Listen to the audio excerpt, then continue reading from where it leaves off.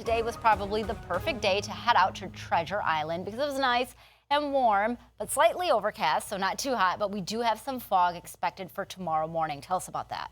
Yeah, well, temperatures are not going to cool down anytime soon. So we're kind of stuck in this summer-like pattern, but the rain is starting to dry up a little bit. So we're going to explain all of that. Right now, the main concern would be the fog, and that goes hand in hand with the higher dew points, the calmer winds, and yes, those warmer air temperatures. Right now, it's looking pretty good from Bayshore all the way to Clearwater Beach. Things are pretty clear out there. I was looking at a little bit of sea fog trying to develop earlier today, but not too much of an impact at this time. Now, moving into tomorrow morning, different story. We still have the calmer winds that we're starting off the day with. Also, notice that the winds are coming more out of the west, whereas the last couple of days we had a stronger easterly wind. So that also plays a role in this, absolutely. As we move into about 6:30 a.m., that's when most of you will probably be out on the road. If you are an early bird, have that early morning alarm clock, right?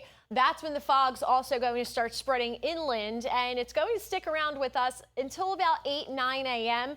Around 9:30, things do start to improve here, but I would just leave that extra time if you do have to get out on the road a little bit earlier tomorrow morning. As we move into the afternoon, could have a little bit of sea fog, but it shouldn't be that much of an impact, plus the sun will be out. All right, so the weather impact alert goes from 2 a.m. to 10 a.m. tomorrow morning. That's when most of you will see the effects of the fog, the visibility reduced. That's being the major point here. Leave that extra time, could have some delays. And listen, the roads may be, or the sky may be clear, but then you hit a fog bank, and that's the way that it works, right? Kind of driving along, and boom, visibility really cuts down. The impact, again, going over this several times, patchy to dense fog in certain spots, especially closer to those coastal areas, that will reduce that visibility. What you need to do, just allow that extra time during your morning commutes. By around 10 a.m., things will start to improve. Temperatures right now, this is part of the culprit. We still have very warm marks in the low 70s, upper 60s at this time. Hey, the water temperature was up to 72 earlier today. So anybody that's from the north,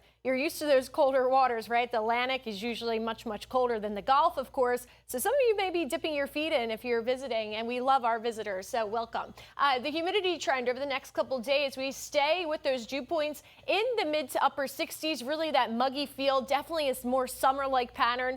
We managed to break a record today, actually tie a record over in Winter Haven. That was the only location out of several locations that we've been watching last couple days. Places like Tampa, Brooksville, St. Petersburg all broke records. Today, that wasn't the case. It was just Winter Haven having that tie.